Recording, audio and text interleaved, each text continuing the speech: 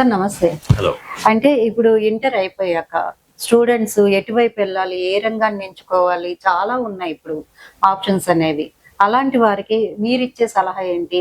మీరు ఆ ఏజ్ లో ఎట్లా ఎవరు గైడెన్స్ తీసుకున్నారు, ఎట్లా అధిగమించి ఈ రంగంలోకి వచ్చారు? Very important aspect to discuss at this juncture అండి. బేసికలీ ఒక 2 క్రాస్ రోడ్స్ నేను చెప్పగలుగుతాను. ఒకటి ఏంటంటే 10th క్లాస్ తర్వాత మనం ఏ వైపు వెళ్ళాలి అనేది బిగ్ క్రాస్ రోడ్స్, అండ్ దాని తర్వాత 12th తర్వాత ఏ ఫీల్డ్ లోకి వెళ్ళాలని another big crossroads. So 10th వరకు అవగాహన పిల్లలకి ఇప్పుడైతే, అంటే మేము 10th చదివినప్పుడైతే ఇన్ని గ్యాడ్జెట్స్ కానీ, నెట్వర్కింగ్ కానీ, మనకి ఇంటర్నెట్ ఫెసిలిటీస్ కానీ ఇంత అందుబాటులో లేదు. బట్ ఇప్పుడు ఏంటంటే మనకి టెక్నాలజీ ఉన్నది, గ్యాడ్జెట్స్ ఉన్నాయి, ఇన్ఫర్మేషన్ ఉన్నది గూగుల్లో. సో దీని తర్వాత కూడా స్టిల్ పిల్లలు అనేది ఎటువైపు వెళ్ళాలి, ఏ వైపు వెళ్తే ఎలా ఉంటుంది, ఫ్యూచర్ ఎలా ఉండబోతుంది పిల్లలకు, and at the same time పేరెంట్స్కి it's a big question mark. So 10th వరకు బేసికలీ మోస్ట్ ఇంపార్టెంట్ థింగ్ ఏంటంటే సైన్స్ బ్యాక్గ్రౌండ్, సైన్స్లోకి వెళ్ళాలి అని అంటే దాంట్లో ఉన్న వాళ్ళకి ఇంట్రెస్ట్ ఒకటి, ప్యాషన్ ఒకటి, అండ్ కమిట్మెంట్ ఒకటి. ఇది ఏంటంటే మనకి biology, physics, chemistry or maths, physics, chemistry ఈ మెయిన్ స్ట్రీమ్స్ ఇండియాలో ఎప్పటి నుంచో అంటే ట్రెడిషనల్ స్ట్రీమ్స్ లాగా ఉంటున్నాయి. సో బయాలజీ, ఫిజిక్స్, కెమిస్ట్రీ అనేది minimum mandatory to enter in to health care industry అనమాట. సో బయాలజీ, ఫిజిక్స్, కెమిస్ట్రీ వాళ్ళు ఒకవేళ ఎంచుకుంటే దాని తర్వాత నెక్స్ట్ క్రాస్ రోడ్స్ వచ్చేసేసి 12th అంటే +2 ఆర్ ఇంటర్మీడియట్ సెకండ్ ఇయర్. దాని తర్వాత there are different opportunities awaiting further. So BiPC తర్వాత సక్సెస్ఫుల్ గా బైపీసీ కంప్లీట్ చేయగలిగితే most important thing health care industry, like health care allied courses కానీ, హెల్త్ కేర్ కోర్సెస్ కానీ వెళ్ళాలి అంటే దానికి కొన్ని ఎంట్రన్స్ ఎగ్జామినేషన్స్ అనేవి ఉన్నాయి అనమాట. సో మోస్ట్ ఇంపార్టెంట్ ఎగ్జామినేషన్ దానిలో మాట్లాడాలి అంటే NEET, national entrance eligibility testing అంటాం అనమాట. ఇది నేషనల్ టెస్టింగ్ ఏజెన్సీ అని నేషనల్ వైడ్ కండక్ట్ చేసే exam. So to become a doctor, MBBS, to become a dentist, BDS, ఈ కోర్సెస్ కి నేషన్ వైడ్ గా కండక్ట్ చేసే ఎగ్జామినేషన్ పేరు నీట్ ఎగ్జామ్ అనమాట.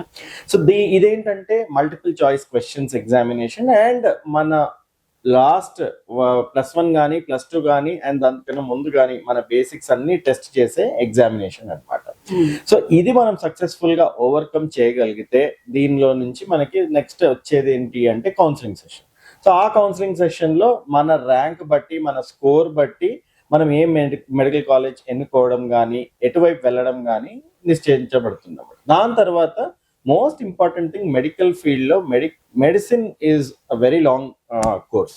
అన్లైక్ అదర్ కోర్సెస్ మీకు ఇంజనీరింగ్ కానీ లేకపోతే గ్రాడ్యుయేషన్ కానీ అవన్నీ కొంచెం షార్ట్ డ్యూరేషన్ లో ఉంటాయి. ఇప్పుడు గ్రాడ్యుయేషన్ అనుకోండి 3 years కోర్స్ ఉన్నది, డిప్లొమాస్ అనుకోండి 2 years కోర్సెస్ ఉన్నాయి, అలాగే ఇంజనీరింగ్ బీటెక్ అనుకోండి 4 years, but MBBS is 5.5 to 6 years.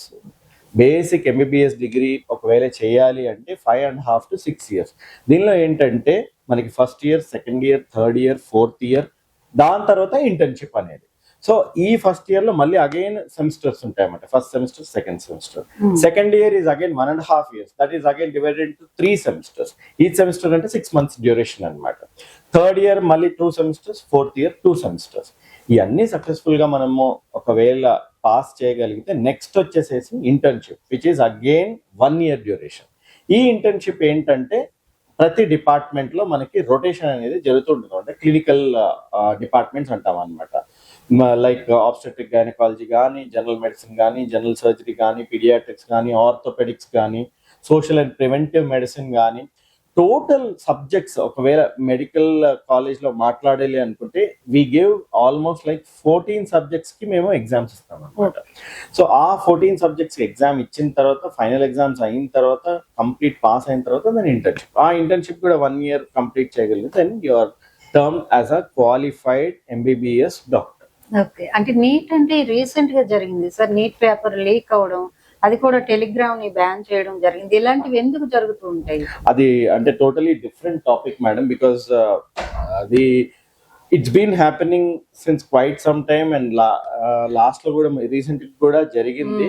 But government is taking all precautions so that the future of students is really preserved and protected. And I hope future లో ఇలాంటివి జరగకుండా ఉంటాయని భావిస్తున్నాను. And because ఒకటి ఏంటంటే టెక్నాలజీతో మీకు అడ్వాంటేజెస్ ఉన్నాయి, డిసడ్వాంటేజెస్ ఉన్నాయి. So how you use it is entirely depends upon you. So technology ఒకవేళ అడ్వాంటేజెస్ చూసుకుంటే మీకు ఇప్పుడు ప్రపంచంలో ఏ మూలలో ఏం జరుగుతున్నది within a fraction of second you can know. But the other way the disadvantages ఏదైనా ఇలాంటిది వైరల్ పోస్ట్ కానీ వైరల్ ఇలాంటివి కానీ ఎగ్జాంపుల్స్ కానీ టోటలీ ఫ్లడ్ అయిపోతుందా, టోటలీ స్ప్రెడ్ అయిపోతుంది అన్నమాట. So it all depends upon entirely how you use the technology. But now since government is taking all appropriate proper precautions, I think future it's not going to happen, I hope. Okay sir, thank you.